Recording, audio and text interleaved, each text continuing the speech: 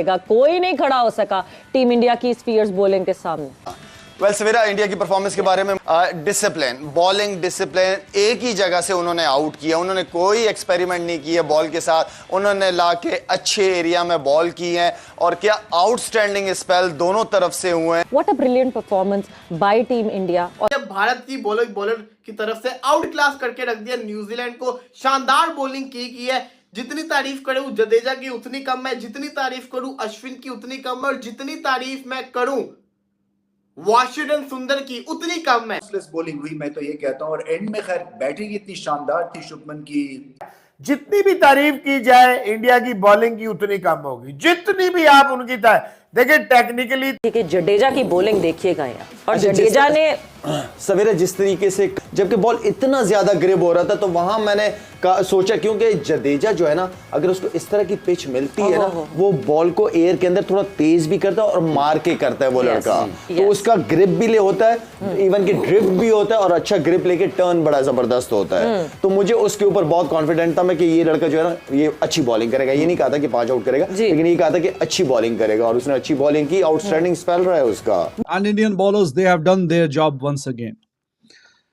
Bowlers ने तो कमाल कर दिया है और अभी एक विकेट रह गया है तो उन्होंने तो कमाल कर दिया है। 200 तो दूर की बात है, 150 में भी अभी 7 रन की लीड रहती है।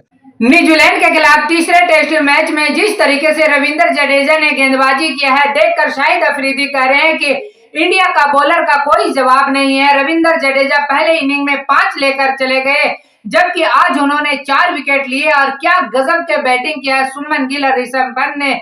देखकर पाकिस्तानी मीडिया हैरान और परेशान है कि कितना शानदार तरीके से टीम इंडिया ने न्यूजीलैंड के खिलाफ कमबैक कर दिया है और टीम इंडिया बिल्कुल ये मैच जीतने के करीब है। और टीम इंडिया का शानदार प्रदर्शन देख के किस तरीके से शाहिद अफरीदी सहित रमीज राजा, रविंद्र जडेजा, रविचंद्रन अश्विन और सुमन गिल के तारीफ कर रहे हैं। तो आइएगा सबसे पहले करते हैं इस वीडियो को बात। थी कि जडेजा की बॉलिंग देखिएगा यार, और जडेजा ने सवेरे जिस तरीके से जबकि बॉल इतना ज्यादा ग्रिप हो रहा था तो वहां मैंने सोचा क्योंकि जडेजा जो है ना, अगर उसको इस तरह की पिच मिलती है ना, वो बॉल को एयर के अंदर थोड़ा तेज भी करता है और मार के करता है वो लड़का। तो उसका ग्रिप भी ले होता है, इवन की ड्रिफ्ट भी होता है और अच्छा ग्रिप लेके टर्न बड़ा जबरदस्त होता है। तो मुझे उसके ऊपर बहुत कॉन्फिडेंट था मैं कि ये लड़का जो है ना ये अच्छी बॉलिंग करेगा। ये नहीं कहा था कि 5 आउट करेगा, लेकिन ये कहा था कि अच्छी बॉलिंग करेगा और उसने अच्छी बॉलिंग की, आउटस्टैंडिंग स्पेल रहा है उसका।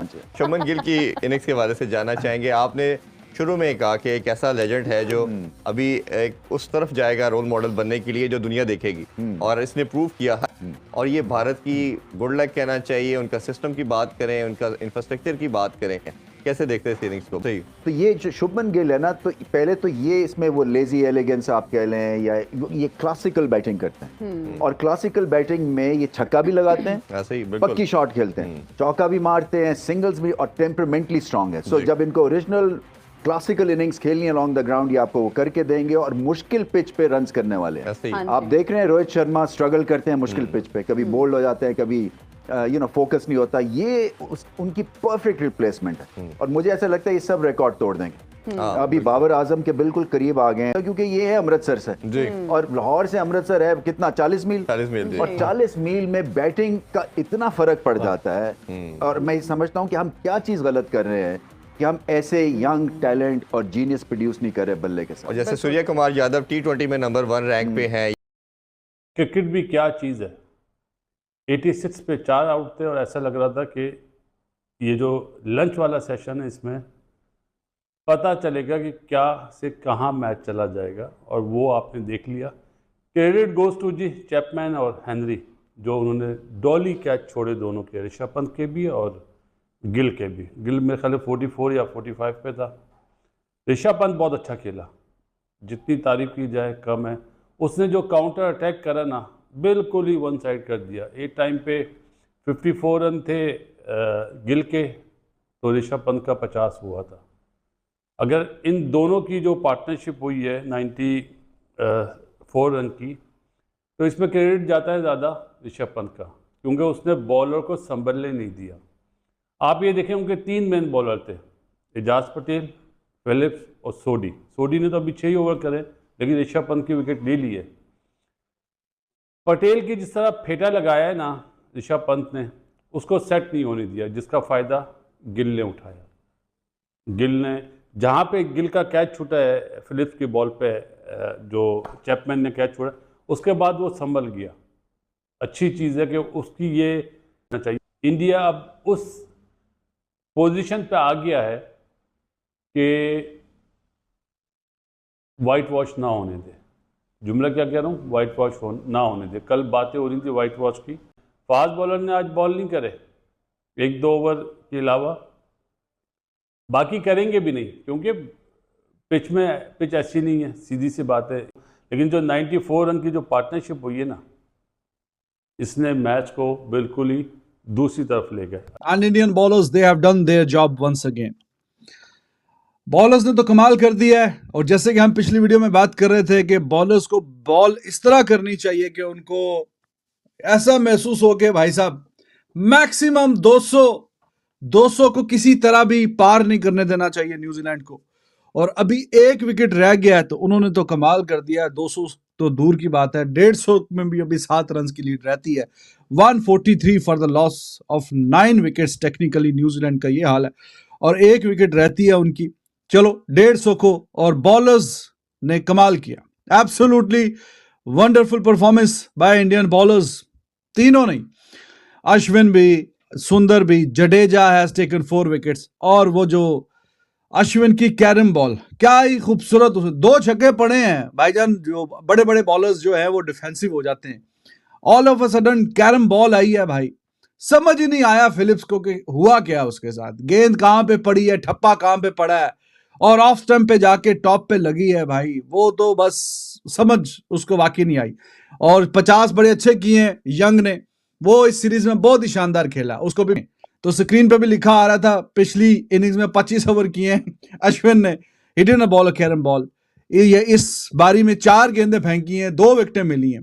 तो द क्वेश्चन इज, अगर आपके बैग में फुल ऑफ ट्रिक्स, जो बैग है उसमें इतनी ज्यादा ट्रिक्स हैं, तो you need to showcase sometimes कि हाँ ठीक है। इतना चार उसने गेंद करवाई और फिलिप्स को बल्ब फ्यूज हो गया। फिलिप्स उसने the way he was playing T20 के अंदाज से छक्के मार रहा था, लेकिन जिस गेंद पे वो आउट हुआ, ही वाज एब्सोल्युटली क्लूलेस। तो Indian bowlers, they did their job once again, शाबाश, job well done. Now it is up to the batters.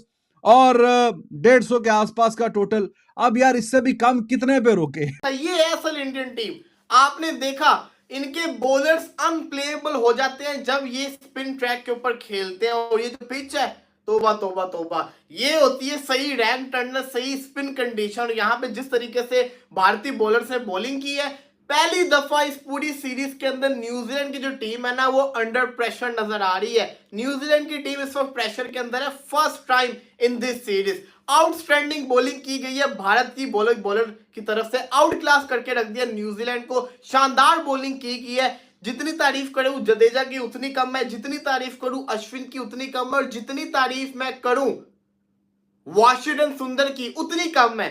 बेशक विकेटें किसी को ज्यादा मिली, किसी को कम मिले, लेकिन बॉलर सारे के सारे इक्वल, जिसको कहते हैं ना, रिस्पॉन्सिबल है शानदार परफॉर्मेंस के ऊपर। सुंदर की नए बॉल से बॉलिंग, जडेजा की पुराने बॉल से बॉलिंग, और अश्विन का कैरम बॉल। पहले 25 ओवर के अंदर अश्विन ने एक भी कैरम बॉल नहीं फेंका। आखिरी 4 ओवर के अंदर उसने 4 कैरम बॉल्स फेंके और 2 के ऊपर उसको विकेट्स मिली। ये है अश्विन। यार जिस तरीके से इन्होंने आउट किया है, आप ये देखें, सिवाय विल जंग्स के किसी को उन्होंने खड़ा होने नहीं दिया। जो डेविन कॉनवे बड़ा स्पिन का प्लेयर बनता था, उसको आउट कर दिया। जो रचिन रविंद्रा बड़ा प्लेयर बनता था, देखो रचिन रविंद्रा को कैसे पड़े हुए हैं न्यूजीलैंड के बॉलर्स और इंडिया के बॉलर्स। रचिन रविंद्रा ये, रचिन रविंद्रा वो। बैंगलोर में तो उसने बड़ा मारा, लेकिन अगले मैचेस के अंदर कितने बुरे तरीके से एक्सपोज हुआ है। वाशिंगटन सुंदर ने उसको एक्सपोज किया है। आउटस्टैंडिंग बॉलिंग की है भारतीय बॉलर्स ने, मतलब कि हैरानकुन करके रख दिया है। 171 के ऊपर 9 आउट हो चुके हुए हैं। कल अब बैटिंग करने ये लोग आएंगे, क्या पता 171 है, 171 के ऊपर 10 आउट हो जाए।